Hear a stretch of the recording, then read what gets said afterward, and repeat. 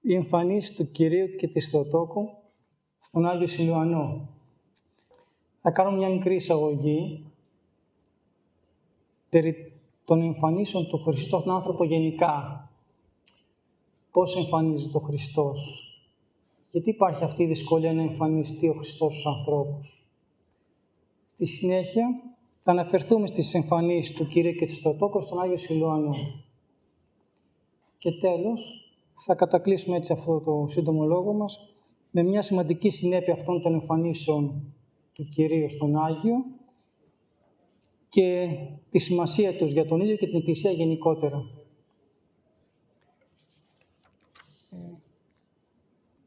Πρώτον, λοιπόν, θα λέγαμε ότι όλη η ζωή του κόσμου, όλα στη ζωή του κόσμου και του ανθρώπου, κάθε εποχής, περιστρέφονται και νοηματοδοτούνται γύρω από ένα ερώτημα.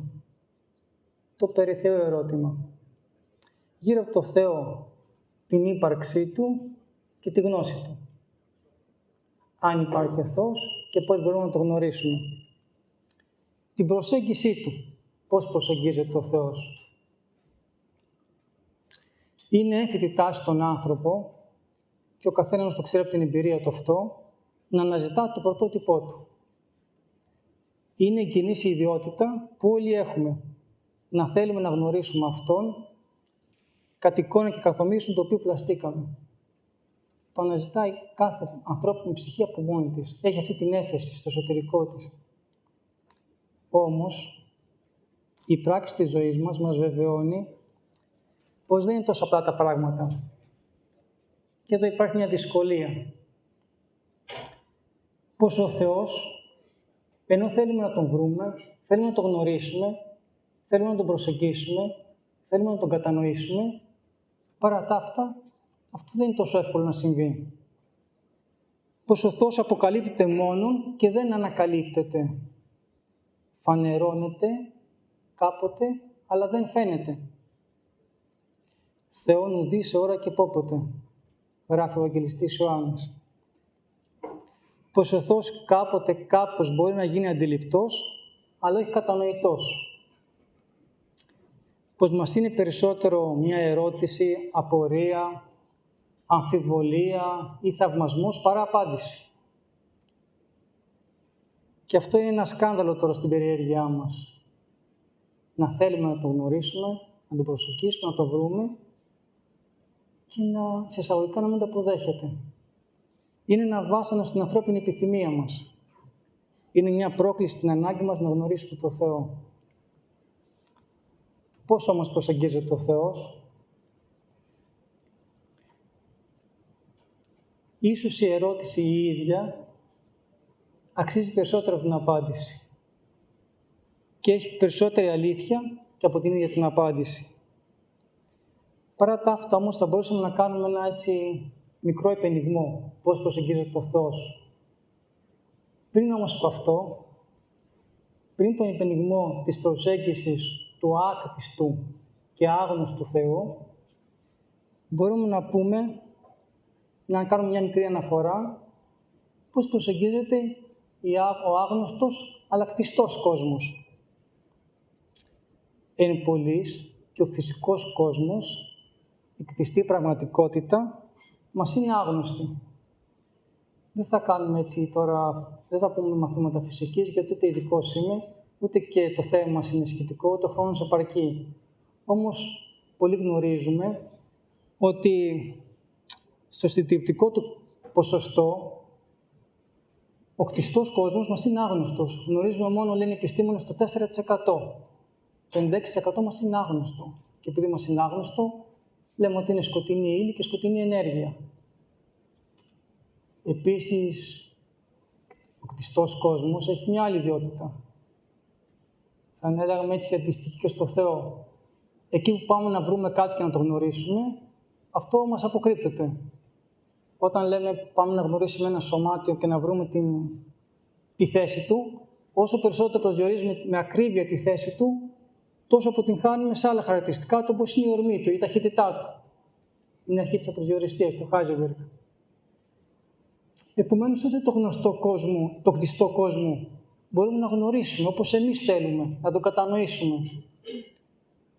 Αν λοιπόν κι άλλα, ο νόμος του Χάμπλ, όπως το λέει περισσότερο, φτάνει στις σκατιές του σύμπαντος, τόσο αυτές απομακρύνουν μεγαλύτερη ταχύτητα. Σαν να μας ξεγελά ο κόσμος. Άρα λοιπόν θα μπορούσαμε να πούμε, αν συμβαίνουν όλα αυτά με την κτιστή δημιουργία, με τον κτιστό κόσμο και μας αποκρύπτεται, μας απομακρύνεται, δεν μπορεί να γίνει καταληπτός. Δεν θα συνέβαινε αυτό με τον άκτη στο Θεό. Και τώρα να επανέλθουμε στον αρχικό επενιγμό, γιατί υπάρχει δυσκολία, γιατί μάλλον έτσι περισσότερο υπάρχει δυσκολία προσέγγισης του Θεού. Θα μπορούσαμε να πούμε 4 πράγματα. Αυτό έχει να κάνει πρώτον με αυτό που είναι ο Θεός, με την ουσία του Θεού. Δεύτερον, με αυτό που μας δείχνει ο Θεός, την ενέργειά Του, τις θείες ενέργειες. Τρίτον, με αυτό που είμαστε εμείς, τη φύση μας, την κτιστή ανθρώπινη φύση. Και τέταρτον, με αυτό που γίναμε εμείς, με την πτώση μας και την αμαρτία μας, με την αμαύρωση αυτής της κτιστής φύσης μας, του κατ' Και αυτό δημιουργεί περισσότερα προβλήματα. Τελικά, θα μπορούσαμε να πούμε ότι ο Θεός περισσότερο βιώνεται και λιγότερο εκφράζεται, κοινωνείται, μετέχεται και δεν καταλαμβάνεται. Δεν μπορεί να γίνει κατανοητός, να το καταλάβουν, να το χωρέσουν. Αυτά λοιπόν τα εισαγωγικά στο πρώτο μέρος, σχετικά με το δεύτερο μέρος που θα πούμε λίγο πιο συγκεκριμένα, τις εμφανίσεις του Κυρίου στον Άγιο Σιλουανό. Αυτές λοιπόν οι εμφανίσεις και οι θείες εμπειρίες του Αγίου, όπως προαναφέρθηκε, περισσότερο βιώνονται και λιγότερο εκφράζονται. Και αφού έτσι έχουν τα πράγματα, κάποιες αναφορές σε αυτές τις εμφανίσεις θα κάνουμε, χωρίς να μπορούμε φυσικά να εισδύσουμε στο βάθος τους και έχοντας πάντα ως οδηγό μας αυτά που μας παρέδωσε ο βιογράφος του Αγίου Σιλουανού, ο Άγιος Γέροντας Σοφρόνιος στο Έσεξ. Μικρή παρένθεση, τώρα έχω να πω και εγώ κάτι, χωρίς πρωτήτερα να έχω διαβάσει το βιβλίο. Και όταν με ξάφνιασε αυτή η πρόταση του πατρός και λέω, μου λέει ευκαιρία να διαβάσεις. Και φυσικά δεν πρόλαβα να το διαβάσω όλο. Ένα κομμάτι όμως το διάβασα και αυτό ήταν έτσι ωφέλιμο και για μένα. Τώρα λέει ο Άγιος Σιλουανός, ως νεαρός δόκιμος, όταν πήγε στη Μονή του Αγίου Παντελεήμωνα στο Άγιον Όρος, ως δόκιμος Σιμεών, όπως λεγόταν τότε, το όνομά του, το κοσμικό, έμαθε εκεί στο μοναστήρι για την καταμόνωση προσευχής στο κελί. Όπως γνωρίζουμε, οι μοναχοί έχουν τον κανόνα τους και κάνουν την καταμόνωση προσευχής στο κελί και αυτή η προσευχή γίνεται με τον κομποσχήνι, λέγοντας την ευχή του Ιησού. Και έμαθε αυτό το τυπικό, αυτή την πράξη, την προσευχή του Ιησού και όταν ακόμα δεν μπορούσε να πάει στις ακολουθίες ή για κάποιο λόγο ήταν αδύνατο, θα μπορούσε να την αντικαταστήσει λέγοντας την ευχή του Ιησού. Πολύ γρήγορα, περίπου 3 εβδομάδες λέει από όταν έτσι ξεκίνησε να προσεύχεται με την ευχή του Ιησού, δέχτηκε ένα πολύ μεγάλο δώρο από την κυρία Θεοτόκο.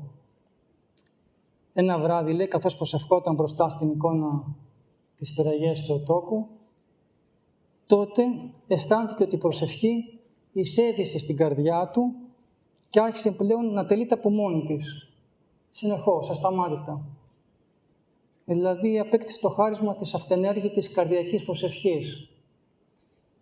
Μια σπάνια δωρεά της Παναγίας μας, η οποία έτσι έκανε αυτό το δώρο από την αρχή της μοναστικής ζωής στο δόκιμο μοναχό Σιμεών.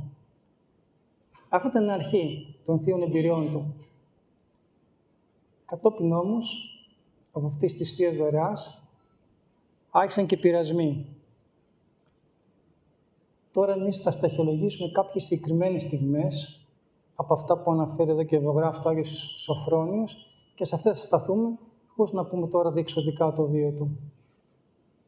Καθώς λοιπόν άρχισαν και πειρασμοί, μια νύχτα το κελί του γέμισε από ένα, λέει, ασυνήθιστο φως. ένα φως που τα διαπερνούσε όλα και τον ίδιο τον αυτό. Έβλεπε, λέει, μέσα από τα σωθικά του. Και το έλεγε ο λογισμός, δέξου το, είναι η χάρη. Ο λογισμός. Όμως, λέει, η ψυχή του ταράχθηκε. Και μάλιστα, ενώ μέχρι τότε είχε κατάνοιξη στην προσευχή, την ώρα της προσευχής του ήρθε, λέει, γέλιο. Και έτσι με οργιζόμενο θεϊκά, θα λέγαμε, έριξε μια γροθιά στο μέτωπό του. Σταμάτησε το γέλιο, όμως, λέει, η κατάνοιξη δεν επανήλθε. Η προσευχή του όμως συνέχισε να υπάρχει. Δεν το έχασε αυτό το χάρισμα. Μετά από αυτή την παράξενη όραση, άρχισαν να του εμφανίζονται δαίμονες, λέει, και οι επιθέσεις τους σταδιακά δυνάμωναν. Περνούσε ο καιρός, οι μέρες, οι μήνες, και έτσι ο δόκιμος μοναχός Σιμεών υπέφερε, λέει, από αυτές τις δαιμονικές προσβολές που γινόταν ολοένα και πιο καταθλιπτικές, χωρίς να χάσει την προσευχή του, το χάρισμα της προσευχής. Και καθώς περνούσε ο καιρός και περνούσαν και οι μήνες και περνούσαν έτσι σε αυτή την κατάσταση, οι δυνάμεις του κάπτονταν.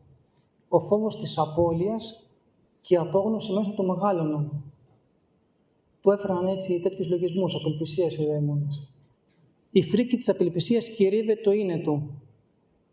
Σε αυτή την κατάσταση λέει ότι ακόμα και πιο ανδρείος άνθρωπος, που εκ φύσεως έγινε ανδρείος, δεν μπορεί να την αντιμετωπίσει αυτή την πνευματική κατάσταση. Καμία ανθρώπινη ανδρεία δεν μπορεί να αντέξει ένα τέτοιο πνευματικό αγώνα. Πέρασαν έτσι 6 μήνες σε αυτή την κατάσταση της πάλης, με τις δυνάμεις του σκότους. Και τότε έφτασε, λέει, σε μια έσχατη απόγνωση. Μια μέρα, ένα απόγευμα, εκεί που ήταν κάτω στο μήλο και κάθισε στο σκαμνί του μέσα στο κελί για να προσευχηθεί και αισθάνονταν πάλι αυτόν τον πόλεμο των σκοτεινών δυνάμεων, αισθάνθηκε τότε μέσα του και σκέφτηκε ότι ο Θεός είναι αδυσόπιτος. Και με το λογισμό αυτό ένιωσε, λέει, τέλεια εγκατάλειψη. Και η ψυχή του βυθίστηκε σε σκοτάδια περίγραπτη της αγωνίας. Περίπου 1 ώρα κράτησε αυτή η κατάσταση της έντονης αγωνίας που ζούσε. Και μετά ήρθε η ώρα για τον Εσπερινό και πήγε στο ναό του προφήτου Ηλιού, εκεί στο Μήλο, και μπήκε μέσα. Και όταν μπήκε, λέει, στην εκκλησία, τότε είδε στα δεξιά της ωραίας πύλης, εκεί που συνήθως είναι η εικόνα του Σωτήρος, είδε, λέει, το ζώντα Χριστό. Και όλο το είναι γέννησε μέσα του από το πύρ της χάριτος του Αγίου Πνεύματος. Και όπως μας γράφει ο Άγιος Σοφρόνος, αυτό το επαναλάβανε πολλές φορές στη διάρκεια της ζωής του μετά, ότι δεν είδε μόνο τον Χριστό, αλλά μέσα του, λέει, αισθάνθηκε την ενέργεια του Αγίου Πνεύματος που του επιβεβαίωνε την παρουσία του Χριστού. Και το γνώρισε, λέει, ένα Αγίο Πνεύματι. Και ένιωσε την προσωπική του Πεντηκοστή. Ήταν κάτι αντίστοιχο σαν αυτό που έζησαν οι μαθητές πάνω στο Επερό. Αυτό ήταν το πιο συγκλονιστικό περιστατικό, πιο συγκλονιστική στιγμή, το πιο συγκλονιστικό γεγονός της ζωής του Αγίου. Αυτό που καθόρισε και όλη τη μετέπειτα ζωή του. Μπορούμε να κάνουμε και ένα ερώτημα εδώ πέρα τώρα, να πει σε κάποιον κάποιος λογισμός. Γιατί ο Θεός χάρισε αυτή τη δωρεά στο δόκιμο μοναχό Σιμεών, ο οποίος λίγη καιρό είχε ήδη στο μοναστήρι, ήταν και ακόμα και δόκιμος. Καταστάσεις τέτοιες που πολλοί άλλοι ασκητές και μοναχοί, με πολλά χρόνια μοναχικού αγώνες, δεν έχουν καταφέρει να τις γευτούν και να τις ζήσουν. Το πνεύμα, λέει στην Αγία Γραφή, που θέλει πνίγει. Δεν ξέρω εμείς πώς είναι ο Θεός.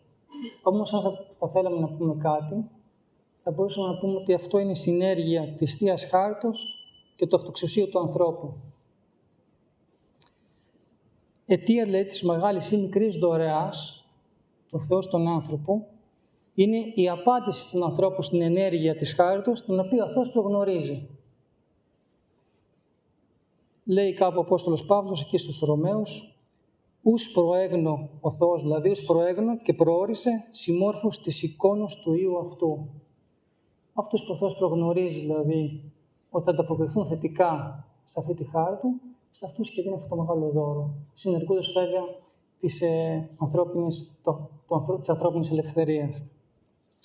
Γνώριζε λοιπόν ο Θεός ότι ο γέροντας Ηλιονός θα αναλώσει τη ζωή του σε αγώνα αντάξιο της μεγάλης αυτής δωρεάς και γι' αυτό τον κάλεσε. Με την εμφάνιση αυτού του Κυρίου λοιπόν ο Άγιος πληροφορήθηκε, σε εισαγωγικά η λέξη, ένιωσε μέσα του, αισθάνθηκε τη συγχώρεση των αμαρτιών του.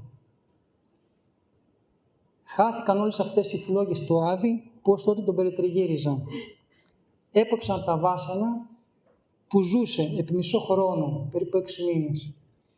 Και η ψυχή του ζούσε από τότε και για κάποιο διάστημα σε ένα πασχαλινό πανηγύρι. Όλα μέσα του Κυρίου ήταν φως, αγάπη, χαρά, ειρήνη. Συνεχώς μια πασχάλια ημέρα. Μετά από αυτό το γεγονός, δεν πέρασε πολύ διάστημα και γεύτηκε μια δεύτερη επίσκεψη, έντονη επίσκεψη της Χάριτος. Είχαν κάνει μια ολονύχτη αγρυπνία και όταν τελείωσε η αγρυπνία, διακονούσε ο μοναχός ο δόκιμος Σιμεώνος την τράπεζα. Και εκεί στην τράπεζα τον επισκέφτηκε η Χάρη για δεύτερη φορά. Παρόμοια στο είδος με την πρώτη, λέει, αλλά με λιγότερη ένταση. Μικρότερης έντασης. Αυτή η κατάσταση της Χάριτος από τότε, όμως, η ενέργειά της άρχισε σιγά σιγά να λιγοστεύει. Διατηρήθηκε η μνήμη του βιώματος, όμως η αίσθηση της Χάριτος και της ειρήνης, τα οποία πλούσια γευόταν το πρώτο διάστημα, άρχισαν να λιγοστεύουν. Και μπήκε ο φόβος μέσα της εγκατάλειψης, της άρσης της Χάριτος. Και ο νους του άρχισε πάλι να σκοτίζεται από οράματα δαιμόνων. Και άρχισε για τον μοναχό Σιμεών, ακόμη, δεν είχε αλλάξει όνομα, η πιο πλέον περίπλοκη και λεπτή μάχη εναντίον της κοινοδοξίας. Άρχισαν τώρα πλέον να αναλάσσονται μεγάλα διαστήματα χάριτος και άριστης χάριτος, παρουσίας του Θεού και εγκαταλείψεως. Και λέει τώρα, έτσι, σε πολλά σημεία το γράφει Άγιος Σωφρόνιος μέσα για το γέροντα Ηλιονό και εγώ τουλάχιστον τα λέω και δεν τα διάβασα, χωρίς να μπορώ να το κατανοήσω, ότι η ψυχή που γνώρισε το Θεό, το φως του ανάρχου είναι και ύστερα έχασε αυτή τη χάρη, βρίσκεται σε μια τέτοια κατάσταση που είναι αδύνατο να γίνει καταληπτή από όποιον δεν είχε ένα αντίστοιχο ή ίδιο βίωμα. Να γευτείς τη χάρη και να τη χάσεις. Το μαρτύριο και η οδύνη αυτής της ψυχής είναι ανίποτα. Αυτές τις λέξεις χρησιμοποιεί. Αισθάνεται, λέει, τότε ο άνθρωπος έναν ιδιαίτερο μεταφυσικό πόνο που ούτε να εκφραστεί μπορεί, ούτε να περιγραφεί. Και δίνει ένα παράδειγμα αμυδρό, πώς μπορούμε έτσι να κατανοήσουμε κάπως σαν σκιά αυτό τον πόνο αυτής της ψυχής, όπως ένας άνδρας, λέει, χάνει την πολύ αγαπημένη του σύζυγο ή όπως μια μητέρα χάνει το παιδί της και αισθάνεται ένα βαθύ πόνο. Πολύ περισσότερο, λέει, πόνο αισθάνεται αυτή η ψυχή που γνώρισε το Θεό, γιατί οι καταστάσεις και τα μέτρα είναι διαφορετικά. Και είναι χειρότερο, λέει, από τον πόνο που αισθάνεται ένας μελοθάνατος. Ένας που έχει καταδικαστεί σε θάνατο, είναι σε καλύτερη κατάσταση από αυτόν που γεύτηκε τη χάρη και την έχασε και την αναζητά να την ξαναβρει. Πέρασε έτσι καιρός, πολύ καιρός, χρόνια, σε αυτές τις μεταβάσεις της χάριτος και της άρσης. 15 χρόνια από τότε που είχε εμφανιστεί ο Θεός αρχικά στο ναό του προφήτου Ηλίου. Σε έναν από αυτούς τους μαρτυρικούς νυχτερινούς αγώνες που έκανε, γιατί μέσα λέει και το πρόγραμμά του, το πνευματικό πρόγραμμα της ζωής του Αγίου, γιατί εξωτερικά, λέει, έκανε αυτά που κάνουν και άλλοι μοναχοί, το διακόνημά του, τις ακολουθίες του, τον κανόνα του κτλ. Όμως η εσωτερική του ζωή ήταν αυτή που διέφερε, όπως και του καθενός, και σε αυτή που συντελούνταν όλος ο αγώνας. Και λέει και μια άλλη λεπτομέρεια που μένα μου έκανε τρομερή εντύπωση. λέει ότι σχεδόν όλη τη νύχτα τα προσευχόταν, επειδή βίαζε τον εαυτό του τόσο πολύ να ξαναβρει αυτή τη χάρη που έχασε, και επιδίδονταν σε τόσο έντονο αγώνα, που δεν κοιμόταν σχεδόν καθόλου. Δηλαδή, δεν κοιμόταν ποτέ στο κρεβάτι, παρά μόνο λέει σε ένα σκαμνίκι που είχε, σε ένα κάθισμα, και μόνο λέει τέταρτα 20 λεπτά. Και μετά ξανά συνέχιζε. Πάλι όταν απόκαμε, κάνει τέταρτο 20 λεπτό και ξανά συνέχιζε.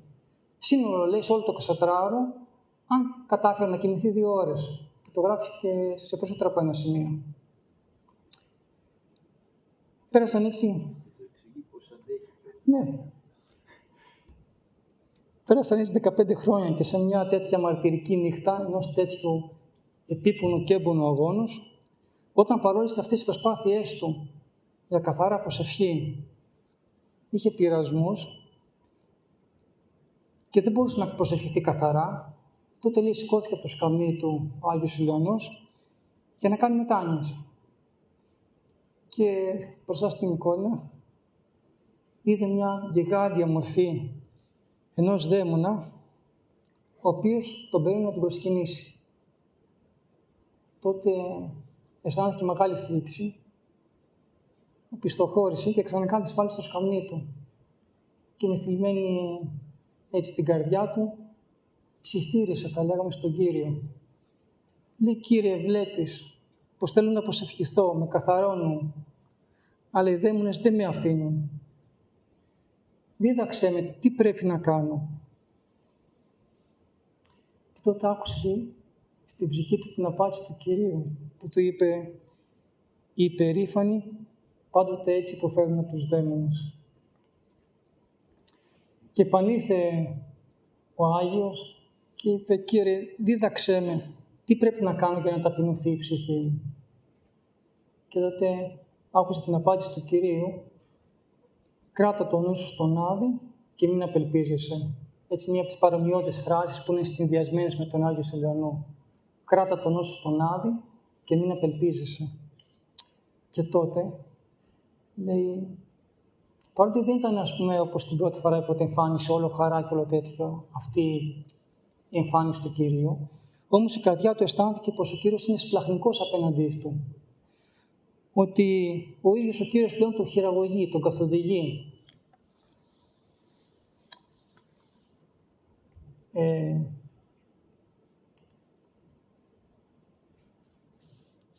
Καλά, να πάμε λίγο παρακάτω.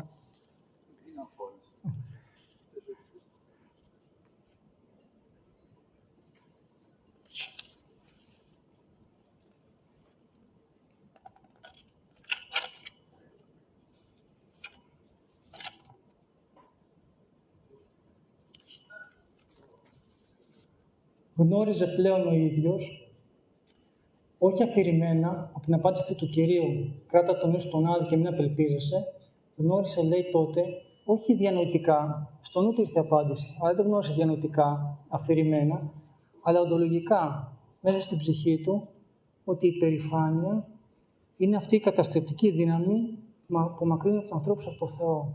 Είναι αυτό το μέγιστο εμπόδιο που δεν μπορεί ο άνθρωπος να γνωρίσει και να ζει συνεχώς εν το Θεό. Είναι η μόνη μάστιγα της ανθρωπότητας. Γι' αυτό από τότε, λέει, από την εμφάνιση αυτή τη δεύτερη του Κυρίου, προσπάθησε μόλις τις δυνάμεις του είναι του να αποκτήσει την ταπείνωση του Χριστού. Αυτή η πνευματική εργασία τον οδήγησε στην ειρήνη της ψυχής και στην καθαρή προσευχή. Η χάρη τώρα πλέον, μετά από αυτή την εμφάνιση του Κυρίου, που ήταν 15 χρόνια μετά την πρώτη εμφάνισή του, όταν τον είδε στον ναό του προφήτη Ηλία, δεν τον εγκαταλείπει πια ποτέ ξανά. Όμως, ενώ η χάρη δεν τον εγκαταλείπει, επειδή ως άνθρωπος είχε την αστάθεια της ανθρώπινης φύσης, αισθάνονταν πάλι, αν και έμπειρος πνευματικός μαχητής πλέον, τόσα χρόνια στο πνευματικό αγώνα, εξακολουθούσε πάλι να πάσχει έτσι από τις μεταβολές της ανθρώπινης φύσης, από την αστάθεια. Δηλαδή, είχε τη χάρη, αλλά μειωνόταν η ενέργειά της. Και αυτός ήθελε το πολύ. Όποιος έχει μάθει στο πολύ, στο πάρα πολύ, δεν αρκείται στο λίγο. Και ήθελε πλούσια τη χάρη, να γεμίζει από τη χάρη του Θεού. Γι' αυτό συνέχισε, λέει, να χύνει πικρά δάκρυα, όταν αισθανόταν ότι μειώνονταν μέσω του ενέργεια της χάριτος. Και πέρασε έτσι διάστημα πάλι, αρκετό διάστημα, ακόμη 15 χρόνια, σε αυτή την κατάσταση. Που ναι, μεν ζούσε διαρκώς τη χάρη, δεν αισθάνθηκε πλέον την εγκατάλειψη τη χάρη του Θεού, αλλά αισθάνονταν κάποιες μεταπτώσεις αυτής της ενέργειας της χάριτος μέσα του. Και αυτό τον έθλιβε. Μετά λοιπόν από αυτά τα επόμενα 15 χρόνια, σταθεροποιήθηκε μέσα από το κατάσταση της χάριτος. Έφτασε, ας πούμε, αυτή η θέωση μάλλον, στην απάθεια. Πέρασε από τα 3 στάδια της θυματικής ζωής, κάθαρση, φωτισμός, και να φτάσει στη θέωση. Και μπορούσε πλέον, λέει, να παραμένει σε αυτή τη διαρκή κατάσταση της χάριτος και να αποκρούει με μια απλή εσωτερική κίνηση του νου κάθε τι που προηγουμένως τον πλήγωνε και ήταν αιτία να χάνει τη χάρη. Αυτό και το δεύτερο μέρος των εμφανίσεων του Κυρίου στον Άγιο Σιλεωνό. Και τώρα μόνο ένα μικρό κλείσιμο θα κάνουμε, με μια συνέπεια σημαντική αυτών των εμφανίσεων του Κυρίου στον Άγιο. Και να πω την αλήθεια, χθες το απόγευμα το πρόγραμμα εδώ το συνεδρίο αυτού. Κάποιος με πληροφόρησε ότι υπάρχει και στα σελίδα και πήγα και το είδα, δεν το ήξερα. Και είδα ότι έτσι πολλά σχετικά με αυτό να μας πει και αύριο ο πατήρ Μιχαήλ. Και έτσι εμπεριστατωμένα. Εμείς μια απλή νήξη να κάνουμε. Καθώς αυτές οι επισκέψεις, λέω, του Θεού και της χάριτος του Θεού πύκνωναν στον γέροντα Σιλεωνό πλέον, και σε δύναμη, σε ένταση και σε διάρκεια, τόσο και η γνωμοσύνη του Αγίου προς το Θεό, όλο ένα και αύξανε. Και αύξανε, και αύξανε, και σε σημείο που να ξεχυλίζει. Και όταν η γνωμοσύνη, έτσι και σε άλλους Αγίους τα έχουμε δει αυτό, ξεχυλίζει ενός Αγίου στο Θεό, τότε τι κάνει? Τότε απλώνεται και σηκώνεται στο Θεό, στους ανθρώπους. Και πλέον άρχισε ο Άγιος να αισθάνεται αυτή την υπερχείληση της ευγνωμοσύνης στο Θεό που αγκάγιαζε όλους τους ανθρώπους. Και προσεύχονταν και έλεγε: «Κύριε, δεν μπορώ μόνος. Δώσε να σε γνωρίσει όλος ο κόσμος». Και ξεκίνησε από τότε έτσι και η προσευχή του για όλο τον κόσμο. Και αισθανόταν αυτό την προσευχή για τον κόσμο. Αισθανόταν, λέει, την προσευχή αυτή, την εντολή του Κύριου, αγαπήσει τον πλησίον, σώσε αυτόν. Είναι μία από τις 2 μεγάλες εντολές που έχουμε ουσιαστικά. Αγαπήσει, Κύριο, τον Θεό σου με όλη την καρδιά σου, την ψυχή σου, τη δύναμή σου και την διάνοιά σου, και να αγαπήσει τον πλησίον σε αυτόν. Αυτές είναι 2 μεγάλες εντολές. Και αισθανόταν πλέον αυτή την εντολή του Θεού μέσα του υπαρξιακά, και το αγαπήσει τον πλησίον σου ως σε αυτόν, όχι ως ένα ηθικό κανόνα, αλλά ως ένα υπαρξιακό γεγονός. Και το ως σε αυτόν όχι, λέει, ως ένα μέτρο της αγάπης στον άνθρωπο, στον πλησίον, στον κάθε πλησίον, αλλά ως μια αδιάσπαστη ενότητα όλου του ανθρωπίνου γένους. Και ζούσε λοιπόν έτσι και μέχρι το πέρας της ζωής του αυτά τα μεγάλα μυστήρια της χάριτος του Αγίου Πνεύματος. Έμπαινε ο νους στην καρδιά του, λέει, πρώτα τη στράκαινη καρδιά, και από εκεί, λέει, εισχωρούσε στο βάθος της καρδιά του, στη βαθιά καρδιά, την πνευματική, τη μεταφυσική καρδιά, και έβλεπε μέσα αυτή την πνευματική του καρδιά, Άγιος Σιλεωνός, ότι η ύπαρξη όλης της ανθρωπότητας, όλος ο Αδάμ, ήταν δεμένος αχώριστα με την προσωπική του ύπαρξη. Και γι' αυτό πολλές φορές επαναλάβανε και στον Άγιο Σωφρόνιο, ότι ο αδελφός μας είναι η ζωή μας. Ο αδελφός μας, και τον αδελφός είναι στον κάθε άνθρωπο, είναι η ζωή μας. Και όταν τα διάβαζα αυτά, θυμήθηκα ένα άλλο περιστατικό, πως έτσι οι Άγιοι έχουν ίσως τα ίδια βιώματα, αλλά ο καθένας με τον δικό του τρόπο.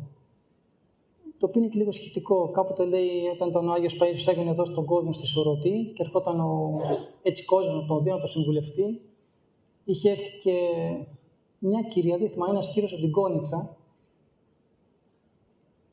η οποία είχε κάποια σχέση με την αδελφή του Αγίου Παϊσίου. Δεν θυμάμαι. Κάποια έτσι κουμπαριά, δεν ξέρω τι ήταν.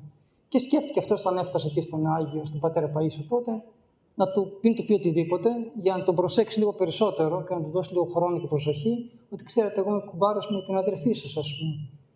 Και το έλεγε ο ίδιος ο άνθρωπος, ότι μόλις του είπε αυτό, αμέσως μου απάντησε ο πατήρ Παΐσιος, είμαστε όλοι παιδιά του Αδάμ.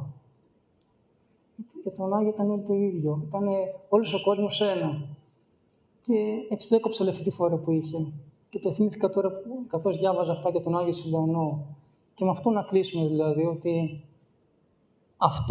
αυτή η συνέπεια στη ζωή του Αγίου, ότι αισθανόταν ότι προσέχονταν για όλο τον κόσμο, για όλο τον Αδάμ, και κοιμημένους και ζωντανούς, για αυτούς που ήρθαν ή θα έρθουν, πέρασαν, θα περάσουν, ήταν όλα ένα.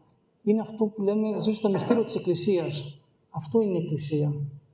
Το σώμα του Χριστού, που είναι κεφαλή Χριστός και όλοι είμαστε μέλη της Εκκλησίας. Και υπάρχει μια διάσπαστη και αργής ενότητα. Και δεν μπορεί να συμβαίνει κάτι στο ένα μέλος και να μην συμπάσχουν και τα άλλα. Ή να χαίρεται το ένα μέλος και να μην χαίρεται και τα άλλα. Αυτό σαν Άγιο, αυτό είναι ο παράδεισος. Αυτό θα είναι το μυστήριο του μέλλοντος αιώνους. Να ζει κάποιος το μυστήριο της Εκκλησίας.